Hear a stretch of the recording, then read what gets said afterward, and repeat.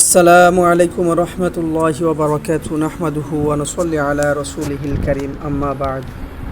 আল্লাহ তাআলার দরবারে লাখো কোটি শুকরিয়া যে মহান রব্বুল আলামিন আমাদেরকে কিছু দ্বীনি কথা শোনা এবং বলার তৌফিক দান করেছেন। আজকে আমরা শুকরিয়া আদায় করার দোয়া সম্পর্কে বিস্তারিত আলোচনা করব।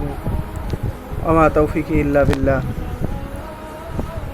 হযরত সুলাইমান আলাইহিস সালাম তার সেনাবাহিনী, জিন, মানুষ ও পক্ষীকুলকে নিয়ে পিপিলিকার অধ্যুষিত এলাকায় পৌঁছালে তিনি শুনতে পেলেন পিপিলিকাদের একজন সর্দার সবাইকে ডেকে বলছে, তোমরা তোমাদের গৃহে প্রবেশ করো, অন্যথা পয়গম্বর সুলাইমান আলাইহিস সালাম ও তার সেনাবাহিনীর পদপিষ্ট হয়ে তোমরা সকলেই মারা পড়বে।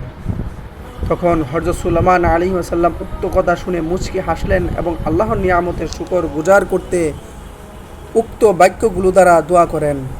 আল্লাহ তাআলা কুরআনে তা তুলে ধরেছেন। আল্লাহ তাআলা বলেন, যার বাংলা অর্থ, হে আমার পালনকর্তা, আমাকে ও আমার পিতামাতাকে যে নিয়ামত তুমি দান করেছ তার কৃতজ্ঞতা প্রকাশ করার শক্তি দান করো, আর আমি যাতে তোমার পছন্দনীয় সৎকর্ম করতে পারি এবং আমাকে তোমার অনুগ্রহে তোমার সৎকর্মপরায়ণ বান্দাদের অন্তর্ভুক্ত করো।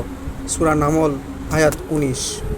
সুতরাং আমাদের উপর কোনো নিয়ামত আসলে উক্ত ভাষায় শুকরিয়া আদায় করা দরকার। আল্লাহ তাআলা বান্দাকে তার শুকরিয়া আদায় করার তৌফিক দান করুন। আল্লাহুম্মা আমিন।